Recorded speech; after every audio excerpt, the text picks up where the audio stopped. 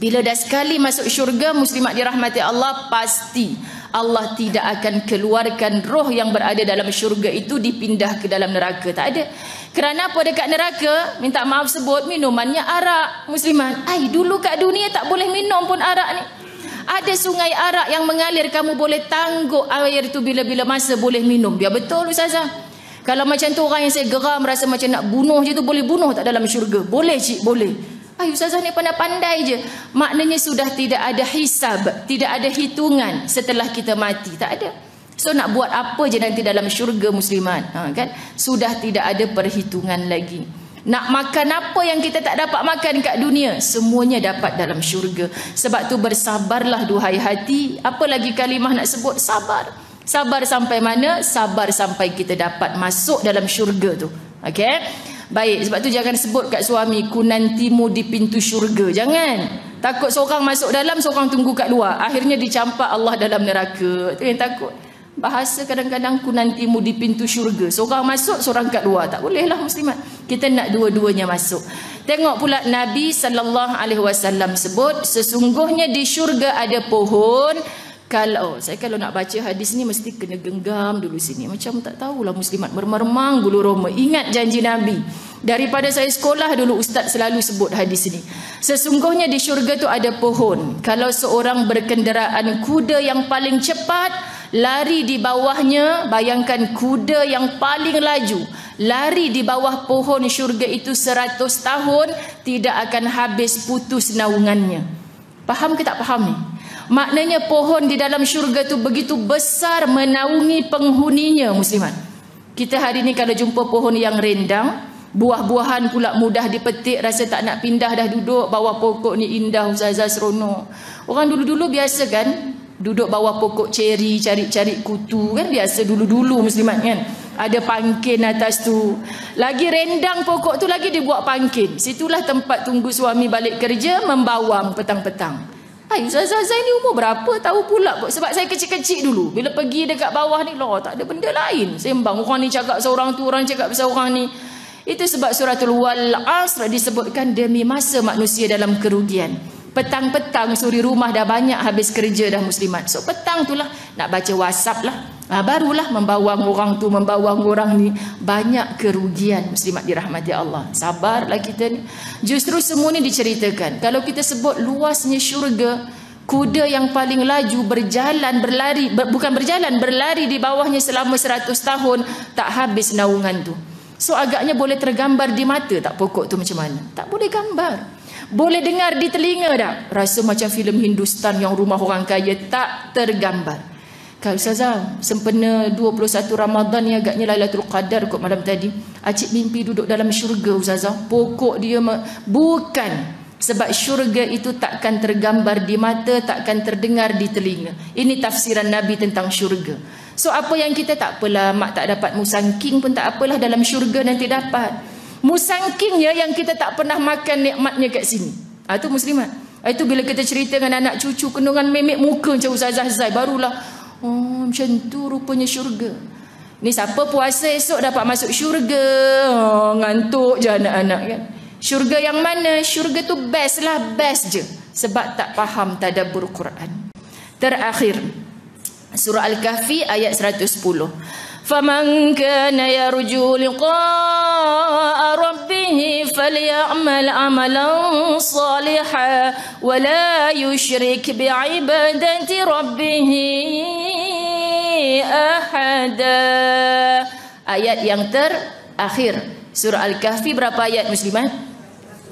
Berapa ayat?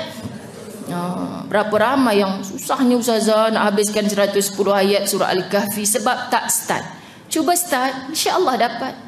Dulu, kini, selamanya tak amal surah Al-Kahfi. Tapi bila dah belajar, dia ambil yang paling mudah. Kalau baca 10 ayat pertama surah Al-Kahfi, bebas daripada fitnah Dajjal. Ramainya yang tunduk muka ni. Jawapannya muslimat, memang terhindar fitnah Dajjal. Tapi jangan mimpi nak dapat yang Nabi kata, baca surah Al-Kahfi keseluruhan muslimat, diampunkan dosa Jumaat ini ke Jumaat akan datang. Dilimpahi cahaya daripada ubun-ubun tembus ke telapak kakinya. Cahaya itulah rahmat. Patut dari Jumaat ini ke Jumaat akan datang ada masalah macam mudah diselesaikan. Faham muslimat? Itu rahmat. Jadi kita jawab, susah ustazah, saya dah lah baru habis Quran 6, baru nak naik Quran, bohonglah nak baca 110 ayat. Kalau kita nak, macam-macam cara kita buat. Daripada Khamis petang, wajibkan diri 20 ayat. Malam nanti 20 ayat. Nanti nak tidur 20 ayat. Besok Jumaat sebelum masuk ke Maghrib Jumaat tu muslimat, cuba lagi. Alhamdulillah ustazah, dalam tempoh 24 jam selesai 110 ayat. Belajar. Dapat sampai Jumaat, lepas solat Jumaat tu dapat 50 ayat lagi. 160 ayat lagi kita nak guna macam mana? Dah tak larat nak baca lembik dah ustazah. Bukakan CD, dengar handphone surah Al-Kahfi, pasangkan daripada ayat 51, nak habiskan walaupun lisan tak baca, sekurang-kurangnya telinga aku mendengar. Kerap mendengar, fasihlah lidah. Ni antara cara. Benda ada dalam handphone je kot muslimat. Pergi Google surah Al-Kahfi, dengar selalu. InsyaAllah bila kita baca jadi fasih. Tapi kita tak cuba. Benda lain kita sibuk cuba. Tapi benda nak fasihkan lidah kita tak dapat. Kenapa kita nak baca? Barang siapa mengharap perjumpaan dengan Tuhannya, orang beriman dia tak takut nak mati sebab dia tahu hanya dengan mati dia boleh bertemu dengan Tuhannya. Faham muslimat? Orang-orang alim dia tak pernah takut nak mati. Mati ni muslimat jangan ditakuti, sebab hanya dengan mati boleh bertemu dengan Tuhan. Masya Allah. Maka hendaklah ia mengerjakan amal soleh. Maka kalau tahu satu hari kita pasti mati, tak ada lain bekalan kecuali amal soleh. Dan janganlah ia mempersekutukan seorang pun dalam beribadah kepada Tuhannya. Ada ulama mengajar kita syirik itu bukan hanya kita menyembah benda lain selain daripada Tuhan, tetapi bila kita lisan sebut lillahi ta'ala, tapi kita tak seronok beramal bila orang tak puji, orang tak nampak amalan kita, itu juga syirik. Kerana apa muslimat? Kerana riak dalam hati, ujub takabur dalam hati juga boleh menyebabkan syirik. La ilaha illallah. Kita duk kata kita tak pernah syirik, tetapi amal soleh kita tu kadang-kadang mengundang kesyirikan. Ada ulama mengajar, Imam Ghazali pun sebut dalam kitabnya, riak itu adalah syirik. Ada orang tanya, kenapa riak itu syirik? Sebab dia sedih kalau amalnya tak diketahui makhluk. Tapi kalau makhluk duk datang puji muslimat. Ada juga orang, aku tak pergi masjid dah sekarang ni sebab takut nanti orang kata aku terlebih rajin. Tak pergi masjid sebab takut orang kata terlebih rajin, itulah juga riak. Maka amalnya sebenarnya bukan lillahi ta'ala tapi untuk dipandang makhluk. Faham muslimat? Patut Allah selalu la tusyrik billah. La tusyrik billah. Jangan syirikkan Allah. Kita duk stres ni. Kenapa Allah pesan banyak kali jangan syirik? Rupanya kadang-kadang perbuatan kita pun banyak mengundang syirik. Selesai untuk tajuk yang pertama. Ingatkan ustazah hari ni jumpa tajuk kedua. Cepatlah khatam buku ni. Lambat lagi nak khatam. Sekian dimaklumkan. InsyaAllah jumpa nanti untuk tajuk yang kedua. Muslimat, Kak Teh bisik kat saya tadi, ustazah tolong bagi 4 soalan. 4 soalan. Untuk apa muslimat dirahmati Allah? Siapa yang dapat jawab soalan ni? Saya nak pejam mata Kak Teh. Siapa yang tukang pilih siapa yang nak jawab soalan ni, untuk dia dapat hadiah istimewa pada hari ni muslimat.